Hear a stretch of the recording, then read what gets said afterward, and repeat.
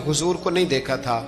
वो जब कहते ना हमने नबी पाक का दीदार नहीं किया तो बताओ किस तरह के थे, तो बताया जाता था कि जनाब अली अकबर का दीदार करो, हम शबीह मुस्तफ़ा। और जब वो गलियों में निकलते थे तो औरतें छतों पे चढ़ जाती थी। जनाब अली अकबर रदी अल्लाह ताला अन्हु तलवार लेके मैदान में निकले, जवान बेटे देने बड़े मुश्किल। ओ यारो रट्टा क्या है ये तो बताओ, कि जालिम आदमी हुक्मरान है यार, ये रट्टा है? एक जालिम का रास्ता रोकना है, इस रट्टे के लिए हम शबीह मुस्तफा जनाब सैयदना इमाम अली अकबर मैदान में निकले, बड़े लोग मारे बड़े, फिर एक तीर उनके भी गले में लगा। और जब वो गिरे ना जमीन पे तो हजरत इमाम हुसैन दौड़ के आए, दौड़ के, और जब तशरीफ लाए तो उनके गले से तीर खींचा तो एक जुमला लिखा है साहिब तबरी ने, उसने हद कर दी। कहने लगे तीर खींचा तो इमाम हुसैन की आंखों में आंसू आए। कहने लगे काश जनाब इब्राहिम आज मेरे सामने होते तो मैं उन्हें कहता कि आपने तो बेटा ज़िबा करते वक्त आंखों पे पट्टी बांधी थी, देखो मैं खुली आंखों से बच्चे ज़िबा कर रहा, खुली आंखों। काश जनाब इब्राहिम खलील होते तो उन्हें कहता। जनाब अली अकबर भी शहीद हुए। हजरत अली असगर को तो अचानक उठाया था इमाम हुसैन, बाहर निकले तो गर्दन पे तीर लगा तो 6 महीने का बच्चा वो भी शहीद हुआ। खून उछाला आसमान की तरफ तो कहा मौला देख ले, मैंने 6 महीने वाला भी नहीं बचाया, वो भी दे दिया है। फिर हजरत अब्बास को बेटियों ने कहा कि अब ना, कुछ कहते हैं पहले शहीद हुए, कुछ ने लिखा बाद में, अब हमसे पानी के बगैर नहीं रहा जाता। तो जनाब अब्बास पानी का मशकीज़ा लेके निकले, बाहर निकले, एक हाथ कटा, दूसरे पे मशकीज़ा वो भी कटा। देख लो मैं पस मंजर पे हूं अभी तक, मैं बता रहा हूं कि जिहाद किसके खिलाफ था? जालिम हुक्मरान के खिलाफ, जालिम काफिर के खिलाफ नहीं, मुशरिक के खिलाफ नहीं। हजरत इमाम हुसैन रदी अल्लाह ताला अन्हु ने हर जगह एक ही बात की कि यजीद शराबी है तो बच्चे कटवा दूंगा, शराबी को वोट। ये एक नहीं, हर किताब में यही लिखा, हर किताब में, और हर मसलक की किताब। यजीद चूंकि मुजरे देखता है, रंडियों का नाच देखता है, बच्चे कटवा दूंगा, उसके हाथ में हाथ। इमाम हुसैन ने फरमाया चूंकि अल्लाह की हदों को तोड़ता है, हुकूकुल्लाह पामाल करता है, हुदूदुल्लाह, बच्चे कटवा दूंगा लेकिन उसके हाथ में हाथ।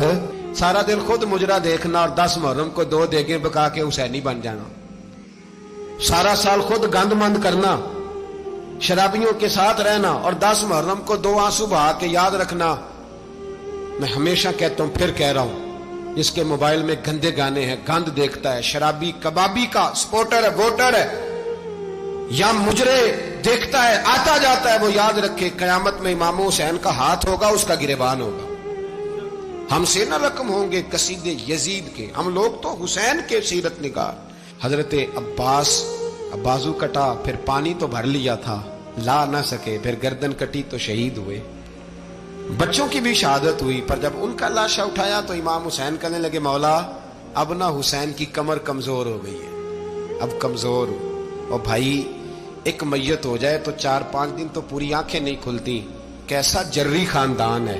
थोड़ी देर गुजरी तो इमाम अली मकाम ने पटका बांधा, सर पे दस्तार बांधी, मौला अली की तलवार पकड़ी, नबी पाक का इमामा बांधा और घोड़े पे सवार हुए। तो कहने लगे ज़ैनब घर तेरे हवाले और मैं अल्लाह के हवाले, घर तेरे हवाले और मैं। और फिर इमाम हुसैन निकले, इमाम अली मकाम निकले।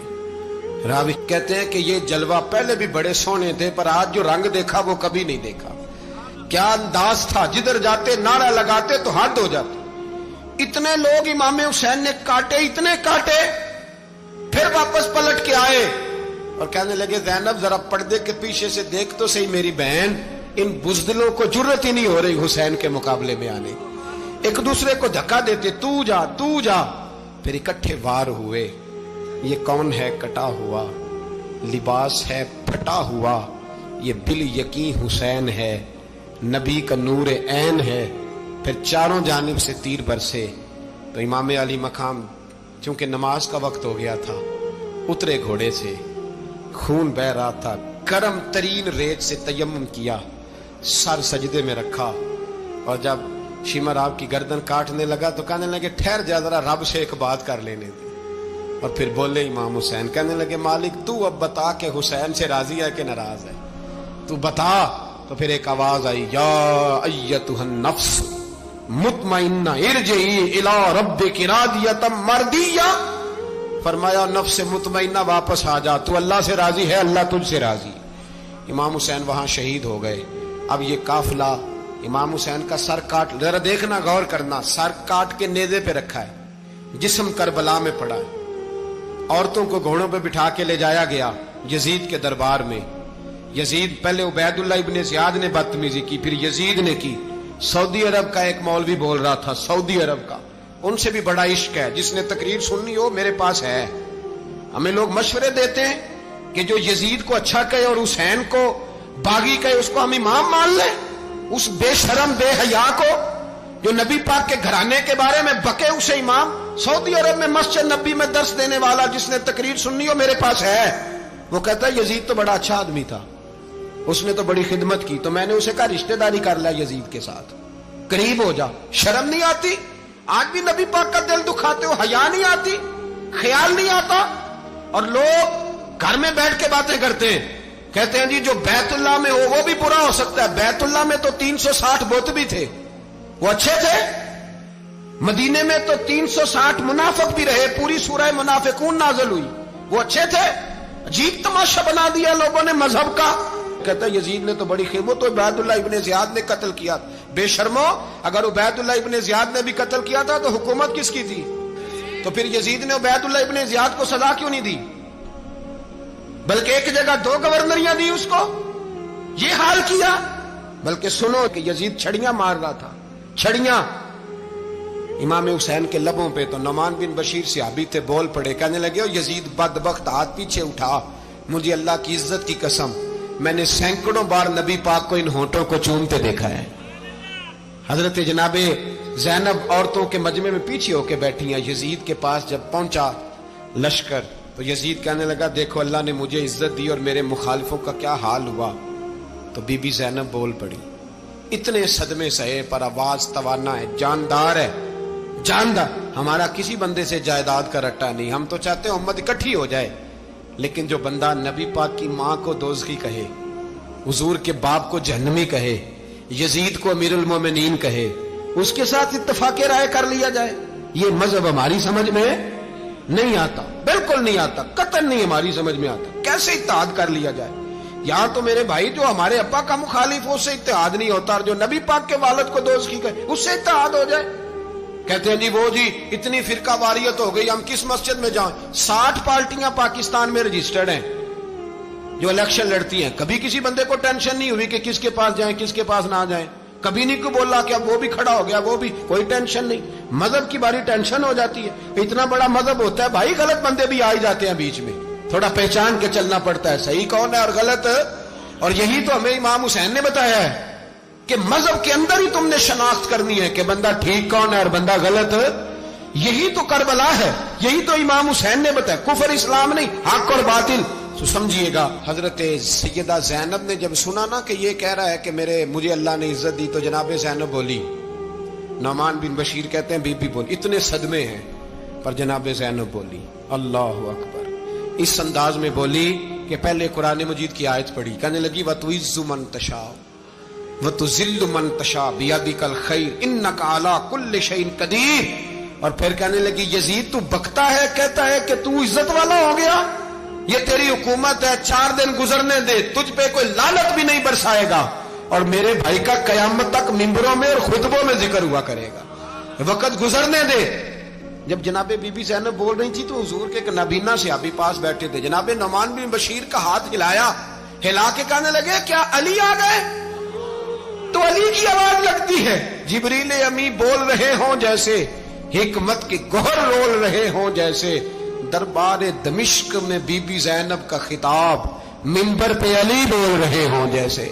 میرے بھائی بس کربلا والا قافلہ تو مدینے پہنچ گیا، 3 سال یزید نے حکومت کی، شرابیں عام ہو گئی، مکے پہ حملہ ہوا، خانہ کعبہ کا غلاف جلا، مدینے پہ اس نے حملہ کیا، 3 دن مسجد نبوی میں اس نے گھوڑے باندھے، مسجد نبوی میں صحابہ کو نکال کے اپنا اس نے امام مقرر کیا، لیکن پھر امت نے اسے قبول نہ کیا، پھر وہ رسوا ہوا اور آج تک وہ رسوا ہے۔ لیکن امام حسین کا نام کل بھی زندہ تھا اور آج بھی۔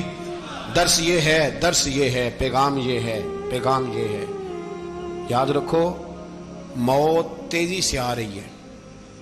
ہمارے ساتھ والے دائیں بائیں والے سب چلے گئے، اسی طرح نمبر لگے گا، ایک دن اعلان ہوگا۔ ضمیر کے قیدی بن کے زندگی نہ گزارو، بالکل نہ گزارو۔ یہ تھوڑی سی زندگی ہے، دنیا سجن المومن۔